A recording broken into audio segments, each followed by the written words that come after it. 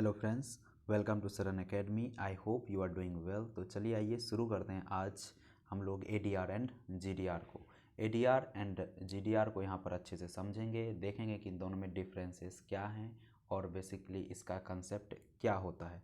तो जैसा कि आप लोग जान रहे होंगे कि एडीआर का जो फुल फॉर्म होता है वो होता है American depository receipt and GDR का फुल फॉर्म होता है ग्लोबल डिपॉजिटरी रिसिप्ट। अब आइए आगे हम लोग जानेंगे कि एडीआर एंड जीडीआर के बेसिकली कंसेप्ट क्या है। जैसा कि आपने नाम से पकड़ा होगा कि एडीआर का फुल फॉर्म है अमेरिकन डिपॉजिटरी रिसिप्ट, मतलब अमेरिका से रिलेटेड होगा, और जीडीआर में ग्लोबल डिपॉजिटरी रिसिप्ट में ग्लोबल शब्द है, जिससे आपने ये पकड़ा होगा कि ये पूरे दुनिया से रिलेटेड कोई चीज़ें होंगी। अब क्या है इसे हम लोग समझते हैं। देखिए, एक एग्ज़ाम्पल को लेकर हम लोग समझेंगे। यहाँ पर मान के चलिए इंडिया के अंदर कोई कंपनी है और वो फंड रेज करना चाह रही है, पैसा मार्केट से उठाना चाह रही है। अगर वो इंडिया में पैसा उठाती है, इंडिया से पैसा उठाती है, तो वो इक्विटी शेयर इशू करेगी, डिवेंचर इशू करेगी, टर्म लोन के जरिए इन सब के माध्यम से पैसा लेंगी और अपने फंड को रेज करेंगी। अब यही इंडिया की कंपनियां अगर विदेश से फंड रेज करना चाहे, फॉरेन कंट्री से पैसा उठाने का प्रयास करे, तो क्या वहाँ पर ये शेयर इशू कर सकती है? तो इसका आंसर है जी नहीं। वो वहाँ पर शेयर इशू नहीं कर सकती है।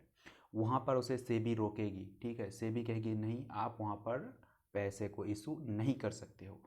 तो सेबी कहती है देखिए, इसके लिए आप शेयर तो इशू नहीं कर सकते फॉरेन कंट्री में, लेकिन कोई एक और उपाय है, जैसे कि आप वहाँ पर से पैसे ला सकते हो।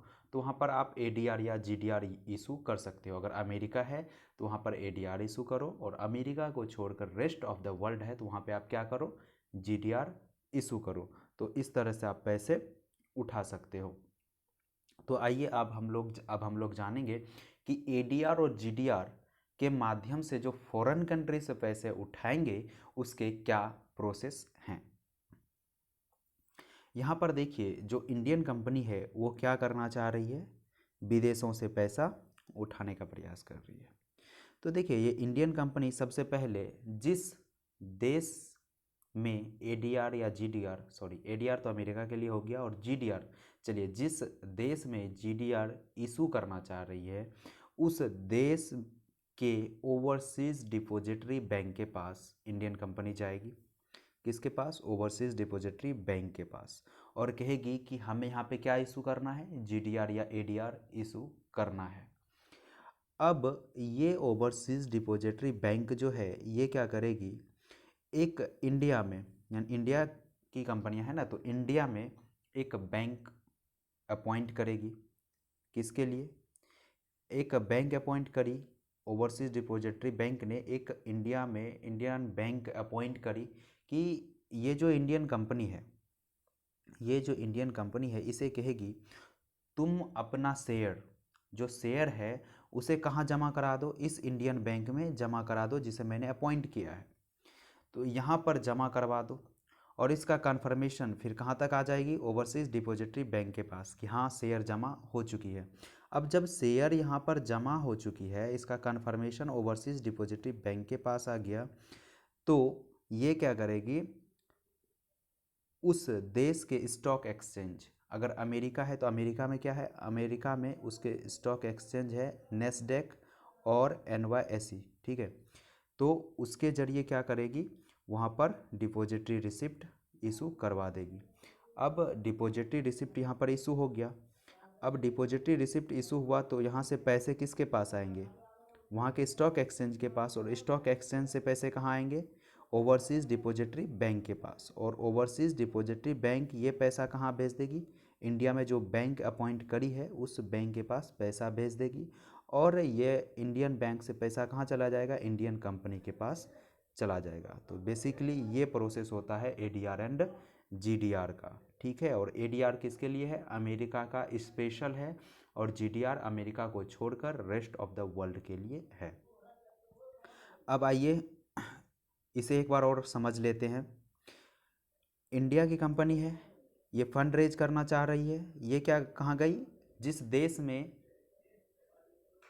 डिपॉजिटरी रिसिप्ट इशू करेगी, उस देश के ओवरसीज़ डिपॉजिटरी बैंक के पास गई और उस ओवरसीज़ डिपॉजिटरी बैंक ने एक बैंक अपॉइंट किया उस कंट्री में, यानी इंडिया की कंपनियां थी तो इंडिया में एक बैंक अपॉइंट किया और यहाँ पे कहा कि इंडियन कंपनी तुम यहाँ पे शेयर जमा करवा दो और इसका कन्फर्मेशन हम तक पहुँच गया। ठीक है, कन्फर्मेशन पहुँचने के बाद ये क्या करेगी, डिपॉजिटरी रिसिप्ट उस शेयर मार्केट के थ्रू उस कंट्री में इशू करवा देगी और यहाँ से पैसा आएगा ओवरसीज़ डिपॉजिटरी बैंक के पास, ओवरसीज़ डिपॉजिटरी बैंक से उस इंडियन बैंक के पास चला जाएगा और उस इंडियन बैंक से इंडियन कंपनी के पास पैसा चला जाएगा। तो बेसिकली ये प्रोसेस होता है एडीआर एंड जीडीआर का।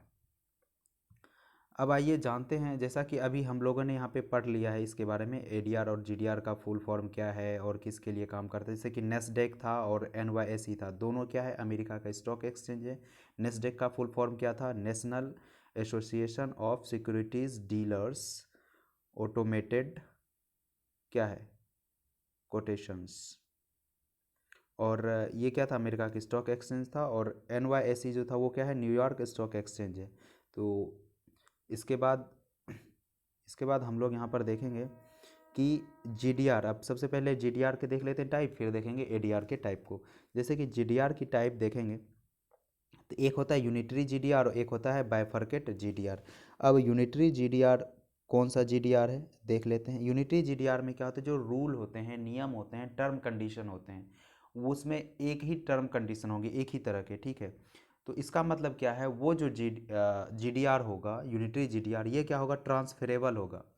मान के चलो कि पाकिस्तान है, ठीक है, पाकिस्तान से मैंने पैसा उठा लिया, ठीक है, तो पाकिस्तान में अगर ये रिसिप्ट इशू किया तो पाकिस्तान के जो पब्लिक है वो श्रीलंका वाला को ट्रांसफ़र कर सकता है, चाइना वाले को ट्रांसफ़र कर सकता है, फिर जापान वाले को ट्रांसफ़र कर सकता है। उसी तरह मान के चलिए जापान में वो मतलब डिपॉजिटरी रिसिप्ट इशू किया, जापान के लोग खरीदे हैं तो जापान के लोग पाकिस्तान को कर सकते हैं, फिर श्रीलंका को कर सकते हैं, ईरान को कर सकते हैं, इस तरह से।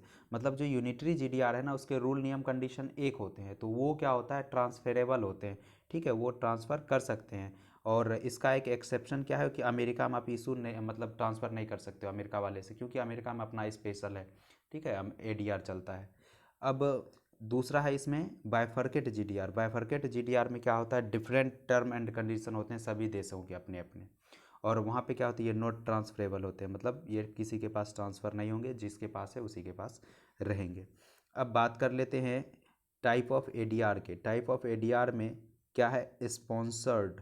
ठीक है, स्पॉन्सर्ड है, उसके अंदर आता है रिस्ट्रिक्टेड एडीआर और एक होता है अनरिस्ट्रिक्टेड एडीआर। अब रिस्ट्रिक्टेड एडीआर क्या है, लिमिटेड लोगों तक ही रहता है। जैसे कि मान के चलो कि वहाँ की जो स्टॉक एक्सचेंज है कुछ लिमिटेड लोगों तक ये जो इन्वेस्टर होंगे उनको बताएंगे कि देखो देखो इंडिया की कोई कंपनियाँ आई है, उनका डिपॉजिटरी रिसिप्ट आया है, आप ले लो। ठीक है, लिमिटेड लोगों तक।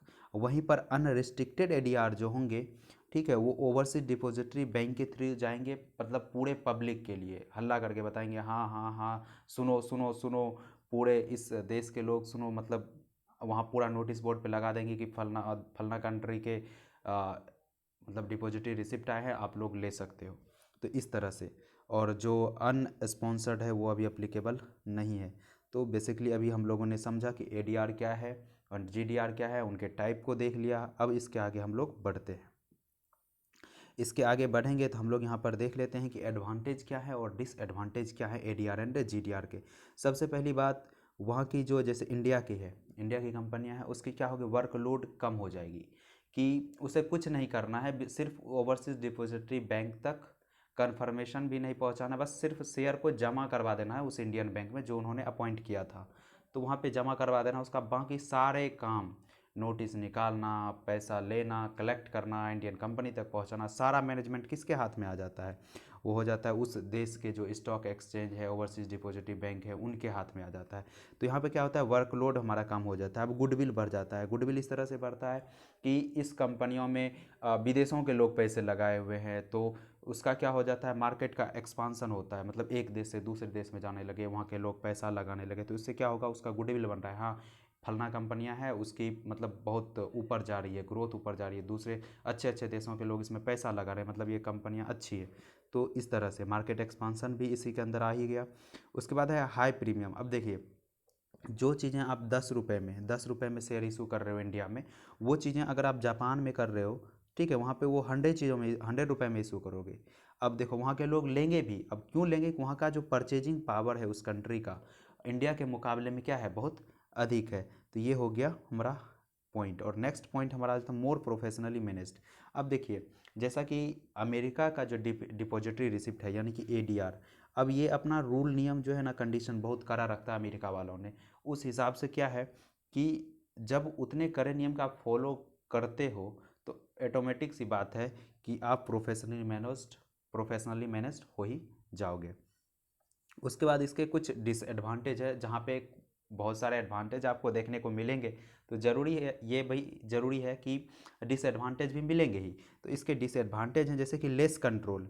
जैसा कि देखो, जैसे जैसे ही वर्कलोड कम हुआ, जैसे ही वर्कलोड कम हुआ तो कंट्रोल लेस होगा ही, क्योंकि मैं कुछ किया कहाँ कर रहा हूँ, मैं तो बस ओवरसीज डिपॉजिटरी बैंक तक को जान रहा हूँ, ठीक है, उससे कांटेक्ट किया, बाकी सारा काम वो बैंक, फिर वहाँ की स्टॉक एक्सचेंज यही कर रही है, मुझे तो कुछ करना नहीं है, ठीक है, बहुत कम वर्कलोड हो जाता है, तो इसलिए कंट्रोल भी मेरे हाथ में बहुत कम ही रहता है।